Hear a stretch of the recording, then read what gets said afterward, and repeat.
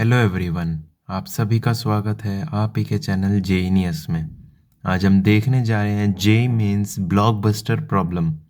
इससे पहले कि हम इस क्वेश्चन को देखें, ध्यान रखें कि आप वीडियो को लाइक और चैनल को सब्सक्राइब ज़रूर करें।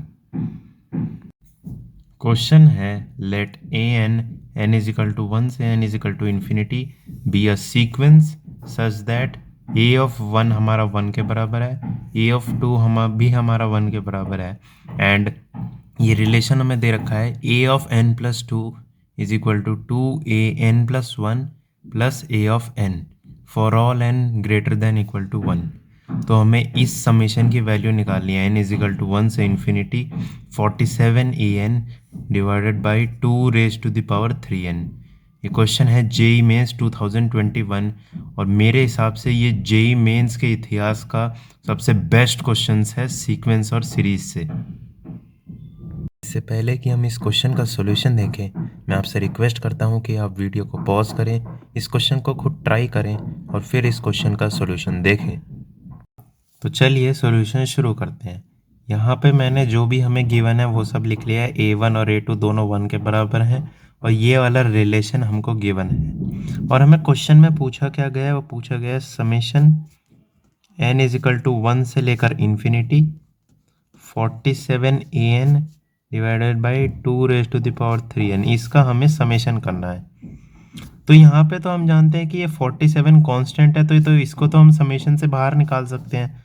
तो इसको हम लिख सकते हैं 47 summation n is equal to 1 से इन्फिनिटी, ये आ गया मेरा a of n divided by 2 raise to the power 3n को मैंने सिंपली लिख लिया 8 raise to the power n।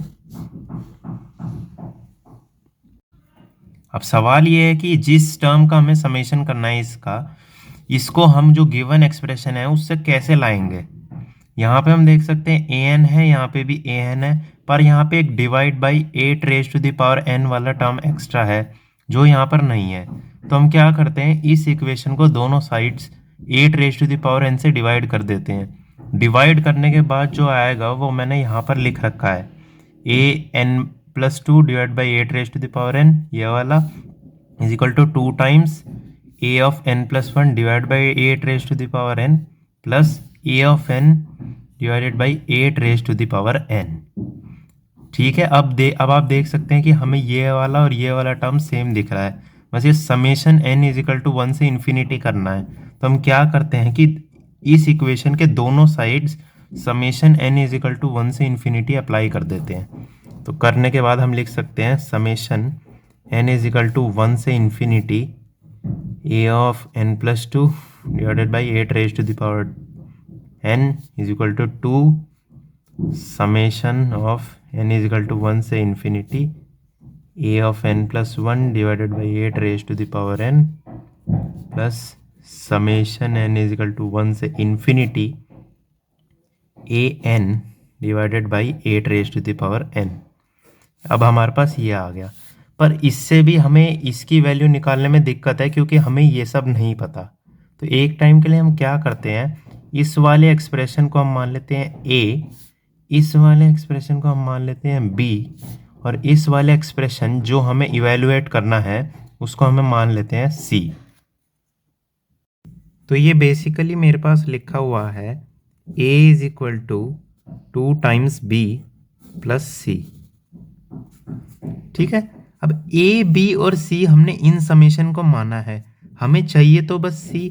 तो किसी तरीके से हमें इन a और b को c में कन्वर्ट करने की कोशिश करनी होगी।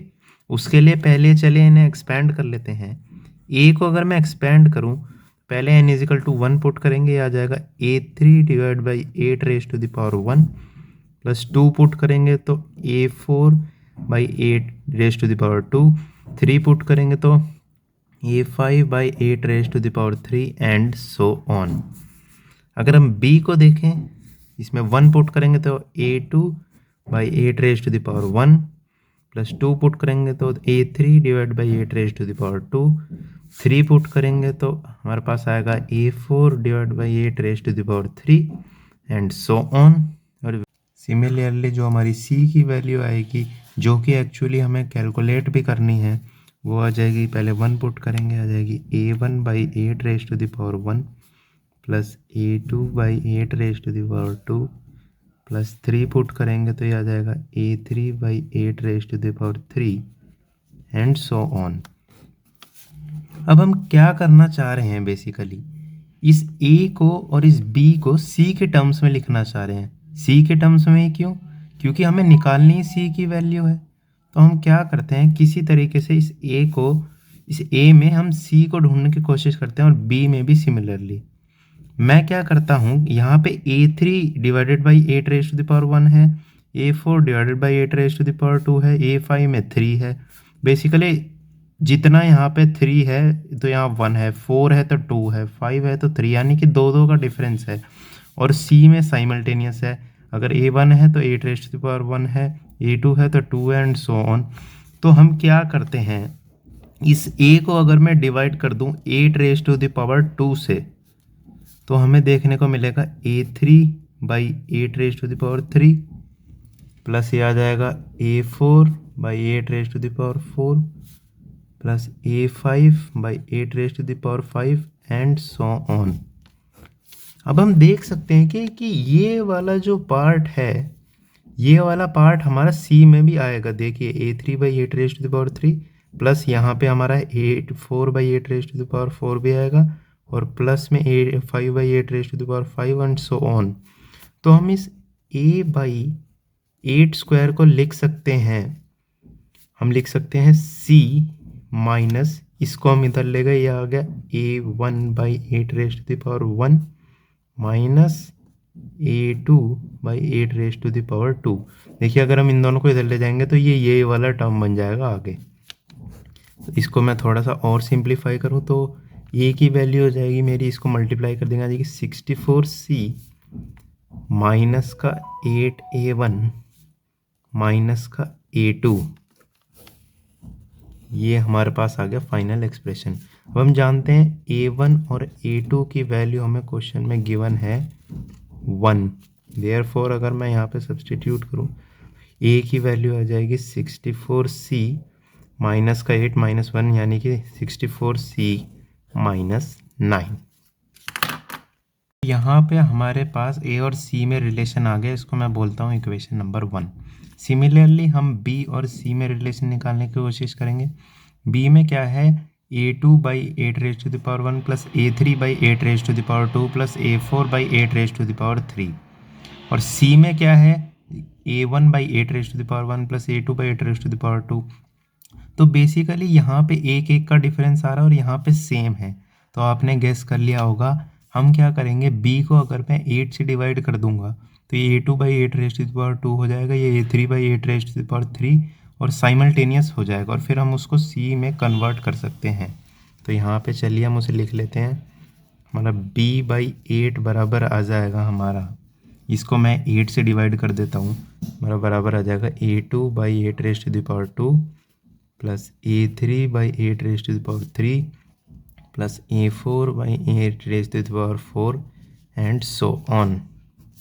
अब हम देख सकते हैं ये वाला जो पार्ट है ये फिर सी में है, ये देखिए यहाँ से, और जो इसके आगे जितने भी टर्म्स है वो इसमें आने वाले हैं। तो अगर मैं इस a1/8 को इस साइड में ले जाऊं तो c माइनस a1/8 हमारा बराबर हो जाएगा इसके, जो कि बेसिकली हमारा b/8 है। तो हम देयरफॉर लिख सकते हैं कि c माइनस a1/8 हमारा बराबर आ जाएगा b/8 के। तो देयरफॉर हम b की वैल्यू यानी कि b और c में एक रिलेशन निकाल सकते हैं, जाएगा 8c माइनस का a1 और a1 की वैल्यू हमें पता है 1 है, तो ये आ जाएगा 8c माइनस का 1। ये आ गया हमारा b और c में रिलेशन, इसे हम बोलते हैं इक्वेशन नंबर 2। अब हमने a और c में रिलेशन देख लिया इक्वेशन नंबर 1 से और b और c में रिलेशन देख लिया इक्वेशन नंबर 2 से। अब इनकी मदद से हम इस इक्वेशन को सेटिस्फाई करके निकाल सकते हैं c की वैल्यू। तो चलिए करते हैं। ये इक्वेशन कहती है a is equal to 2b plus c। A की वैल्यू हम इक्वेशन नंबर 1 से पुट करते हैं, यानी कि 64c माइनस का 9 इक्वल टू 2 टाइम्स बी की वैल्यू हम पुट करते हैं इक्वेशन नंबर 1 से, यानी कि 8c माइनस का 1 प्लस सी। तो यहाँ से मेरे पास 64c माइनस का 9 is equal to 16c minus 2 plus c. तो यहाँ से मेरे पास आ गया 47c इज इक्वल टू 7, यानी कि c की वैल्यू आ गई हमारे पास 7 डिवाइडेड बाई 47। देयरफॉर इस टर्म को जिसको हमने c बोला था उसकी वैल्यू आ गई 7/47, और हमको निकालना था ये समेशन 47 टाइम्स, ये तो हमने c माना था, तो 47c की वैल्यू देयरफॉर हो गई 7, and hence the final answer of this question is 7। Thanks for watching.